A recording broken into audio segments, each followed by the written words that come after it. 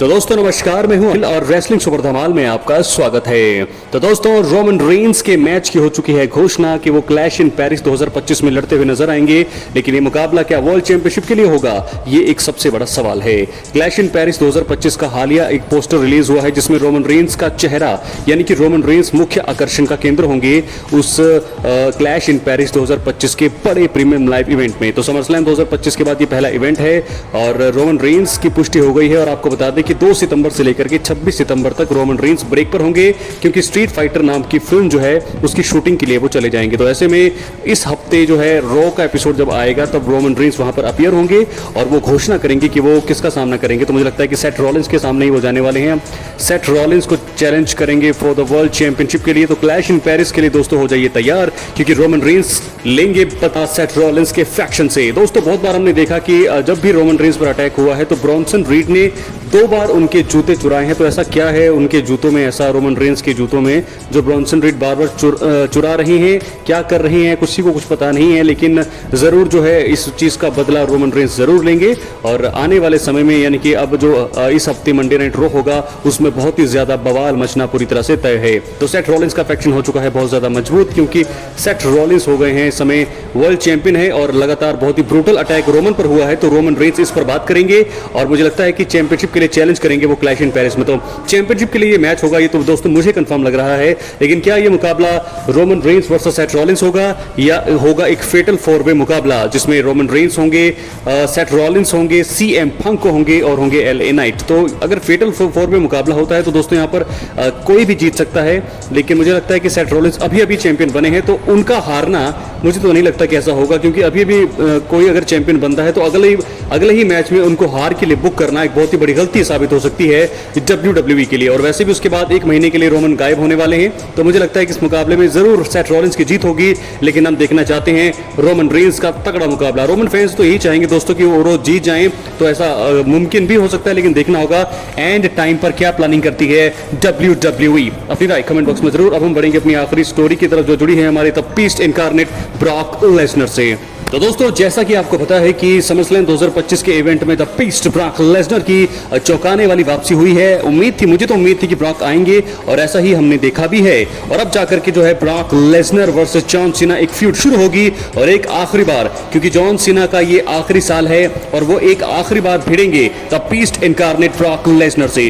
दोस्तों इनकी राइवलरी बहुत ही जबरदस्त रही है। आपको बता दें दोस्तों कि जब साल 2014 के आसपास जब जॉन सीना चैंपियनशिप मैच हारे थे तब ब्रॉक लेसनर का टीवी पर रिटर्न हुआ था। उस समय जो है जब वो आए थे उस समय मुझे लगता है कि एक्सट्रीम रूल्स में उनका मुकाबला हुआ था और जब ब्रॉक लेसनर आए थे उन्होंने फिर उनको F5 दिया और उसके बाद उस मुकाबले को बाद में जॉन सीना ने जीता। लेकिन उसके बाद जब भी यहां पर दोस्तों ब्रॉक लेसनर की वापसी हुई है, जॉन सीना पर अटैक उन्होंने किया है। 2021 का समरस्लैम अगर आपको याद होगा जब जॉन सीना रोमन से हारे थे तब उसके बाद ब्रॉक लेसनर आए और उसके बाद उन्होंने जॉन सीना को अटैक किया। तो जॉन सीना की किस्मत इतनी खराब है कि जब भी वो हारते हैं चैंपियनशिप उनको पीटने के लिए एक बार फिर ब्रॉक लेसनर आ जाते हैं। तो वो वैसे ही अपना मुकाबला हार जाते हैं, चैंपियनशिप का मुकाबला, और उसके बाद उनके ऊपर बहुत ही बुरा ये चीज होता है कि ब्रॉक लेसनर भी पीछे से उन पर अटैक करते हैं वापसी के लिए। तो ये जॉन सीना का दोस्तों इतिहास रहा है। तो ये दोनों एक तगड़े राइवल्स हैं। जैसे इंडिया पाकिस्तान के बारे में आपको पता होगा, वैसे ही मुझे लगता है कि जॉन सीना और ब्रॉक लेसनर, याद होगा 2014 का समरस्लैम, वहां पर 16 सुप्लेक्स दिए थे ब्रॉक लेसनर ने जॉन सीना को और एक तरफा अंदाज में उन्हें हराया था। उस समय जॉन सीना चैंपियन थे, डबल चैंपियन थे, और 2014 में यहां पर ब्रॉक लेसनर ने जॉन सीना को एक तरफा अंदाज में हराया। पूरी दुनिया शॉक थी और हम लोग भी, क्योंकि जॉन सीना के उस समय हम फैन थे और जॉन सीना उस समय अपनी चरम सीमा पर थे। तो 16 सुप्लेक्स सिटी, डबल चैंपियन, एकदम से चैंपियनशिप जीती वहां पर ब्रॉक लेसनर ने। उसके बाद क्या हुआ, उसके बाद हमने देखा कि जॉन सीना ने चैलेंज किया नाइट ऑफ चैंपियंस में। उस मुकाबले में सेथ रॉलिंस का दखल हुआ और उसके बाद ये राइवलरी जो है बीच में रुक गई। 2021 में रोमन और सीना का जब मैच हुआ तो वहां भी ब्रॉक ने एंट्री करी, लेकिन ब्रॉक लेसनर और जॉन सीना का मुकाबला जो है अब मुझे लगता है एक आखिरी बार बहुत ही तगड़ा होगा और एक स्टिपुलेशन यानी कि एक बहुत ही बड़ी शर्त यहां पर जोड़ी जा सकती है। दोस्तों क्या होगी शर्त, अपनी राय कमेंट बॉक्स में जरूर दें। आप बताइए कि आप इनके बीच में आखिरी बार कौन सा मुकाबला देखना चाहते हैं। क्या आप देखना चाहते हैं स्ट्रीट फाइट मुकाबला, क्या आप देखना चाहते हैं कोई नो होल्ड्स बार मुकाबला। लेकिन मुझे लगता है दोस्तों WWE की खुफिया रिपोर्ट के हिसाब से हमें पता लगा है कि एक स्टील केज मुकाबला इनके बीच आखिरी बार होने वाला है। तो दोस्तों ऐसे में तैयार रहिए आप बहुत ही बड़े मुकाबले के लिए, क्योंकि ब्रॉक लेसनर की वापसी के बाद पहला मुकाबला होगा और सभी फैंस, जितने भी फैंस है WWE के, सभी ब्रॉक लेसनर को बहुत ज्यादा पसंद करते हैं और जॉन सीना को तो दोस्तों करते ही हैं। ब्रॉक लेसनर वर्सेस जॉन सीना। एक आखिरी बार इस चैनल पर एक्टिव रहें दोस्तों, सब्सक्राइब करने के बाद ऑल पर क्लिक करें और जो भी आपकी क्वेरीज होंगी, जो भी आपके सवाल होंगे, उन सवालों का सटीक जवाब यहां पर दिया जाएगा। तो इसलिए आप दोस्तों चैनल पर सब्सक्राइब करके रखें। यहां पर मैं हमेशा कोशिश करता हूं कि डेली वीडियो तो आती ही है, 2 या 3 सुबह एक वीडियो आती है, शाम को एक वीडियो आती है, लेकिन हमेशा मेरी कोशिश ये रहती है कि आपको जल्दी से जल्दी सटीक खबरें पहुंचाई जाएं। तो रेसलिंग जगत से जुड़ी हुई तमाम जानकारी के लिए एक्टिव रहें, सब्सक्राइब करने के बाद ऑल पर क्लिक करें ताकि जो भी मेरी वीडियो आए, जो भी वीडियो आए आप तक नोटिफिकेशन पहुंच जाए और आप उस वीडियो को मिस ना करें। तो ये बहुत ही अच्छा रहता है, क्योंकि बहुत सारे लोग हैं, बहुत सारे लोगों का सवाल ये है कि क्या सर रेसलिंग जो है, WWE जो है अब क्या खत्म हो रहा है, क्या बर्बाद हो रही है, क्या बोरिंग हो रहा है। ये सारी चीजों के लिए अब WWE ने ब्रॉक लेसनर की वापसी कराई है। तो दोस्तों बोरिंग तो चीजें बीच में कुछ टाइम होता ऐसा है, कुछ चीजें अच्छी होती है, कुछ बुरी होती है, मतलब हर चीज का दौर होता है, लेकिन WWE पिछले बहुत सालों से जो है चल रही है और मुझे लगता है कि ब्रॉक लेसनर का चैप्टर जुड़ना इसमें बाकी है।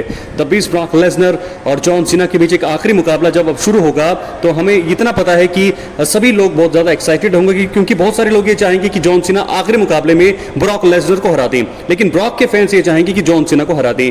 तो ऐसे में अगर ये स्टील केज मुकाबला होता है तो बहुत ही तगड़ा और ब्रूटल ये मुकाबला होगा।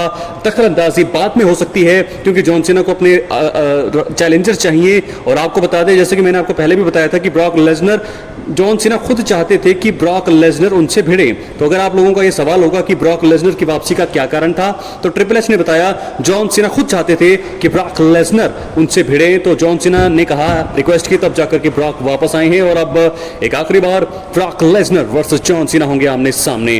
तो दोस्तों कैसी लगी आपको खबर, अपनी राय कमेंट बॉक्स में जरूर दें। मुझे लगता है कि एक स्टील केज मुकाबला निकल करके सामने आने वाला है और स्मैकडाउन के एपिसोड में जब जॉन सीना उपलब्ध होंगे तो मुझे लगता है ब्रॉक लेसनर भी अवेलेबल होंगे और फिर यहां पर ब्रॉल तो होगा ही होगा, लेकिन चैलेंज कर देंगे मुझे लगता है जॉन सीना ब्रॉक लेसनर को एक स्टील केज मुकाबले के लिए। दोस्तों क्या लगता है आपको, क्या स्टील केज मुकाबला ही होगा या कोई और स्टिपुलेशन होगी? अपनी राय आप कमेंट बॉक्स में जरूर दें।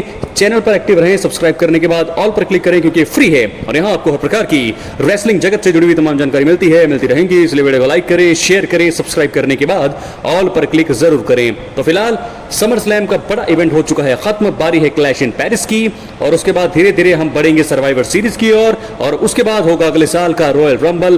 तमाम बड़े से बड़े प्रीमियम लाइव इवेंट्स के लिए दोस्तों चैनल पर एक्टिव रहें, सब्सक्राइब करके रखें। तब तक के लिए क्या आपको लगता है कि क्या होने वाला है, क्या जीतेंगे ब्रॉक लेसनर, क्या जीतेंगे जॉन सीना? बहुत बहुत धन्यवाद आपका।